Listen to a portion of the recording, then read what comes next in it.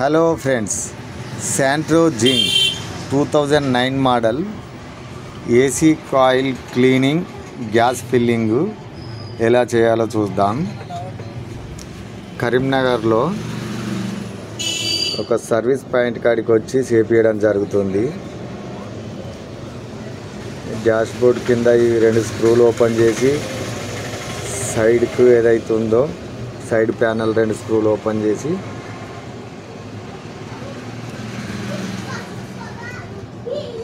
Dash board open చేయకుండా చేస్తా అన్నాడు. డాష్ బోర్డ్ ఓపెన్ చేయకుండా చేసే ప్రయత్నం చేస్తున్నాం. అది 2 స్క్రూలు ఓపెన్ చేస్తే ప్యానల్ వచ్చింది. 10 నంబర్ బోల్ట్ ఇక్కడ ఒకటి,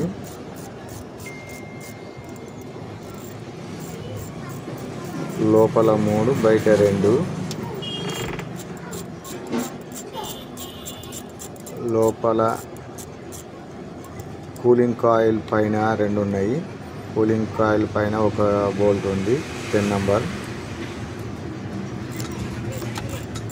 రెండోది పై సైడు.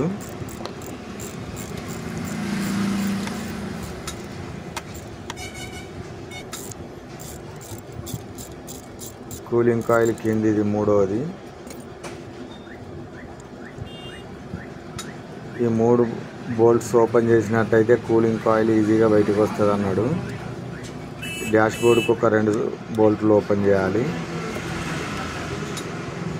సెన్సార్ రిమూవ్ చేసిండు, ఏసీ సెన్సార్. డాష్ బోర్డుకు బయట ఉన్న 2వ బోల్ట్ ఇది.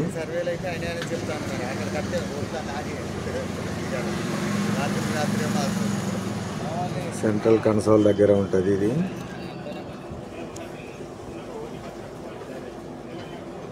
లోపల వర్క్ అయిపోయింది. బయట 2 బోల్ట్లు ఓపెన్ చేయడానికి వచ్చిండు. ఏసీ పైప్లు ఏవైతే ఉంటాయో హై ప్రెషర్ లో ప్రెషర్ పైప్లు ఓపెన్ చేయాలి.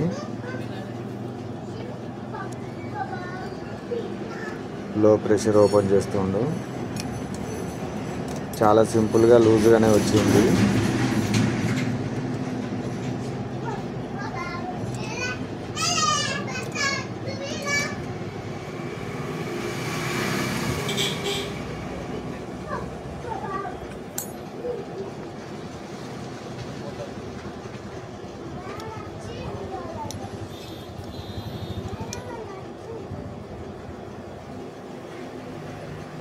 రాజు AC service point Karimnagar bypass దగ్గర ఉంది.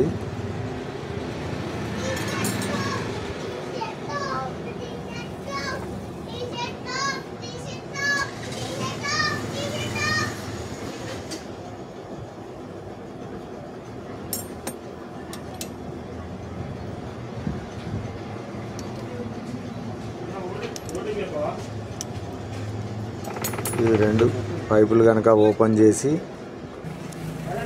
అటు నుంచి ఏసీ కాయిల్ రిమూవ్ చేయవచ్చు.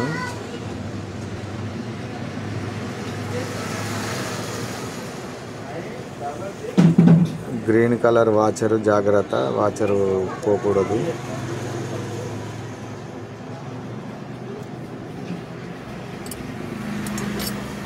హై ప్రెషర్ పైపు రిమూవ్ చేస్తుండు.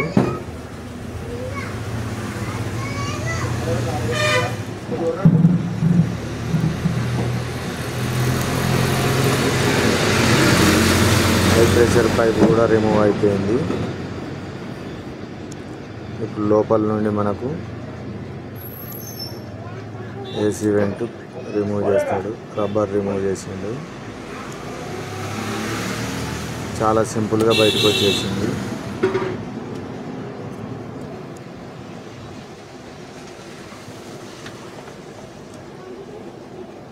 జామ్ అయింది, చూసిండ్రా? ఈ జామ్ అవ్వడం వల్ల మనకు ఏసీ కూలింగ్ రాదు.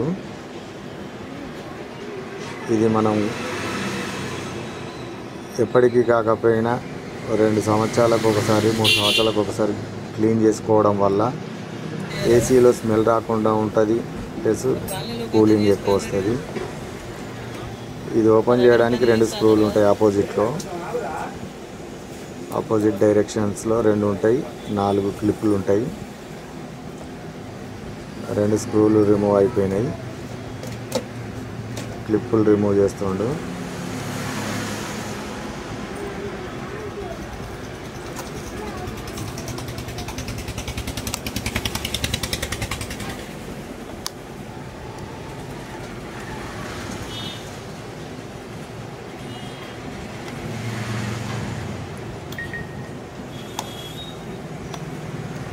ఈ రెండు క్లిప్పులు రిమూవ్ చేయగానే రెండు ప్యానల్ వేర్ అయిపోతుంది. ప్యానల్ డివైడ్ అయిపోయింది. కూలింగ్ కాయిల్ తీసిండు. సెన్సార్, ఏసీ సెన్సార్ జాగ్రత్తగా రిమూవ్ చేసుకోవాలి.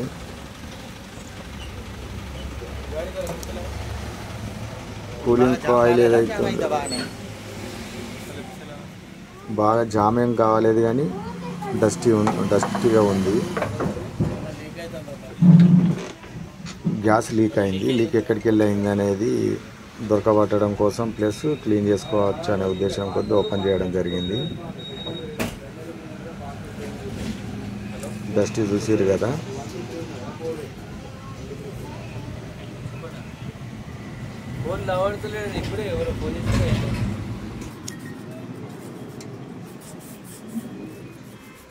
కెమికల్తో బ్రషింగ్ చేస్తుండు. ఏదన్నా ఉంటే ఫోమ్ లెక్కల ఫామ్ అయ్యి అది రిమూవ్ అవుతుంది అని చెప్పిండు.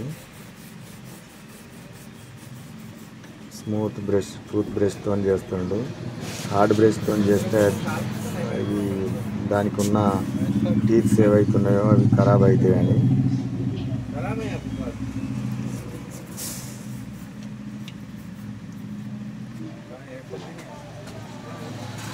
చాలా జాగ్రత్తగా చేయాలి, లేకపోతే ఖరాబ్ అయితే మొత్తం కూలింగ్ కాయిలే మారవలసి వస్తుంది.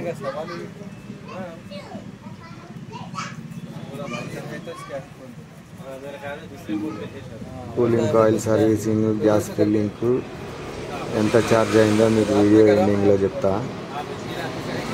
వీడియో ఎండ్ వరకు చూడండి. జై శ్రీరామ్.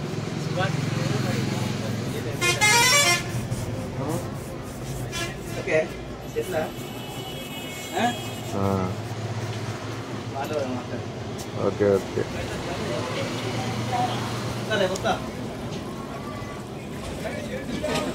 ఇక్కడ క్లీన్ చేస్తుంది ఏదైతుందో ఇది రేడియేటర్ వేరే కార్ది. సర్వీసింగ్ పాయింట్ కాడికి వచ్చిన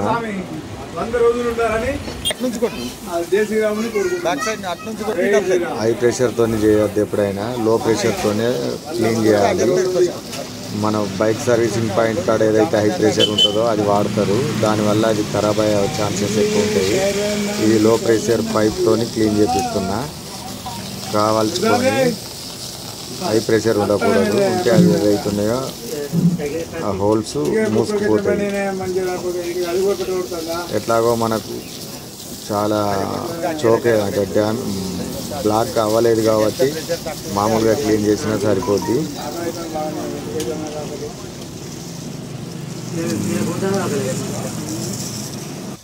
సర్వీసింగ్ అయిపోయింది.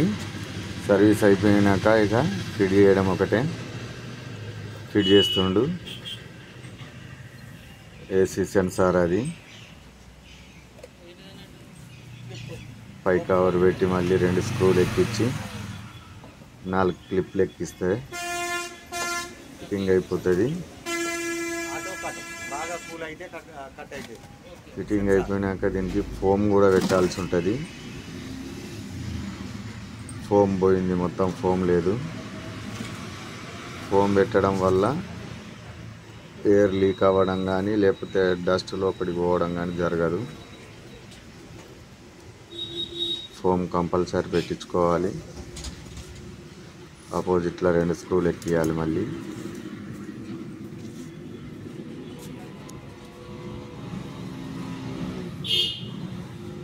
మెకానిక్ పేరు సమీర్ మెకానిక్.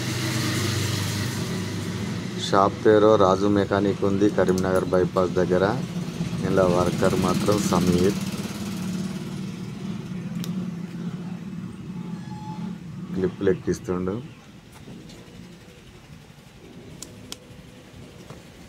2 స్క్రూలు 4 క్లిప్ల మిన్నే ఫిట్ అవుతాయి. ఇది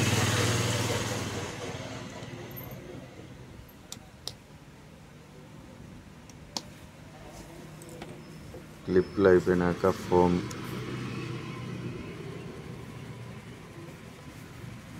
పెట్టడానికి గమ్ము ఊస్తుండు.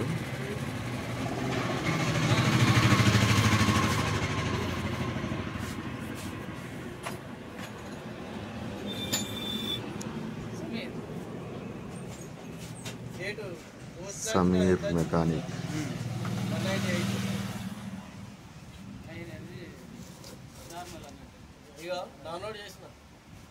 ఇదే ఫోమింగ్. ఈ ఫోమ్ ఇక్కడ లేకపోతే ఏమవుతుంది అంటే ఎయిర్ ఇక్కడికి వెళ్ళి కూడా తీసుకుంటుంది. ఇక్కడికి వెళ్ళి తీసుకోవడం వల్ల డస్ట్ లోపలికి పోయే ఛాన్సెస్ ఎక్కువ ఉంటాయి.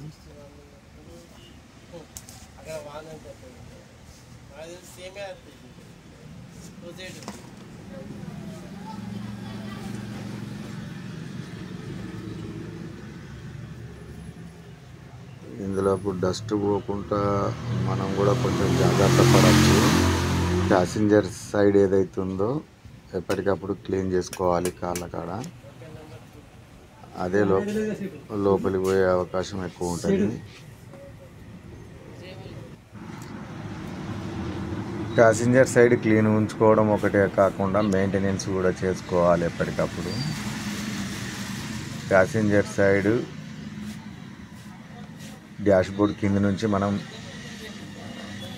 సెల్ ఫోన్ లైట్ ఆన్ చేసి వీడియో రికార్డ్ చేసి చూసుకోవచ్చు. లోపల కూలింగ్ కాయిల్ ఏదైతే ఉందో అది ఎంత డస్టీగా ఉంది, జామ్ అయిందా, బాగుందా అని చూసుకుంటే కనబడుతుంది మనకు. దాన్ని బట్టి కూడా సర్వీసింగ్ అవసరమా లేదా అనేది తెలుసుకోవచ్చు. ఫిట్ చేస్తుంది ఇప్పుడు. చాలా సింపుల్గా ఫిట్టింగ్ అయిపోతుంది.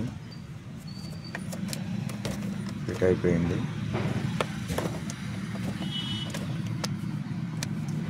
పైన 2 బోల్ట్లు 10 నంబర్, కింద ఒకటి 3 ఉంటాయి. దానికి 3 ఫిట్ చేసుకుంటే ఫిట్టింగ్ అయిపోయినట్టే.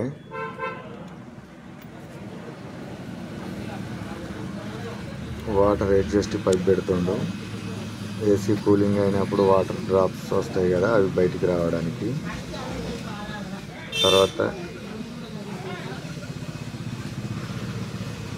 హై ప్రెషర్ పైప్ కింది సైడ్ ఉంటుంది కాబట్టి ఫస్ట్ అది ఫిట్ చేసుకోవాలి. పైన లో ప్రెషర్ పైప్.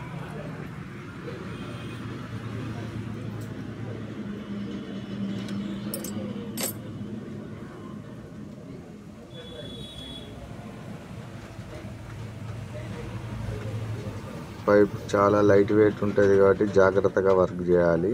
ఈ నట్ బోల్ట్స్ కూడా బాగా టైట్ చేయకూడదు. గ్యాస్ ఫిల్లింగ్ టైంకు ముందు ఎయిర్ ఫుల్ పెట్టి లీకేజ్ చెక్ చేయడం. ఎయిర్ పెట్టి లీకేజ్ చెక్ చేసినాక మళ్ళీ వ్యాక్యూమ్ క్లీనింగ్, లోపల ఉన్న వాటర్ కానీ ఎయిర్ కానీ బయటకు వచ్చేటట్టు చేయాల్సి ఉంటుంది.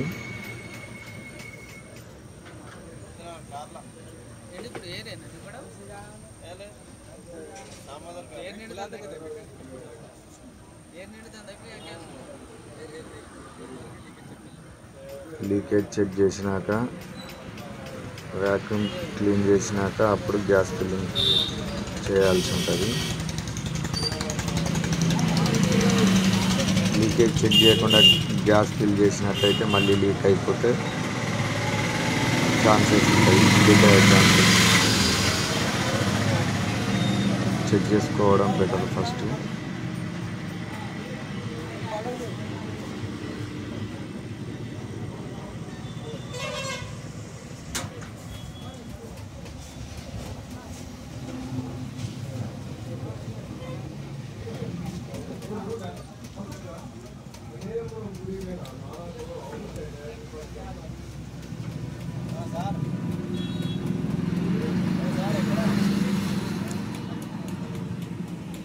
గ్యాస్ ఫిల్ చేసే టైం వచ్చింది. గ్యాస్ ఫిల్లింగ్ సిద్ధం చేస్తుండు, రెడీ చేస్తుండు.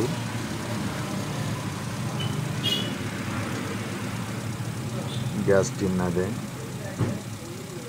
ఒక టిన్ పట్టిద్ది. ఈయన రాజు, మెకానిక్ రాజు. మన ఏసీ కాయిల్ సర్వీస్ చేసింది సమీర్, గ్యాస్ ఫిల్ చేసేది రాజు.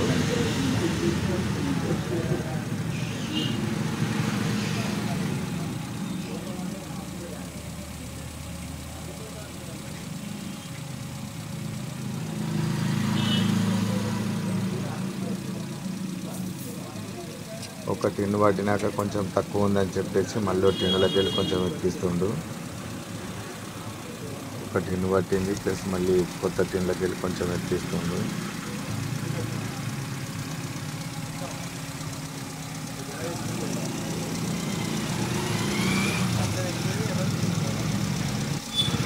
గ్యాస్ ఫిల్లింగ్ ప్రాసెస్ కంప్లీట్ అయిపోయింది. Thank you for watching Manikanta TV.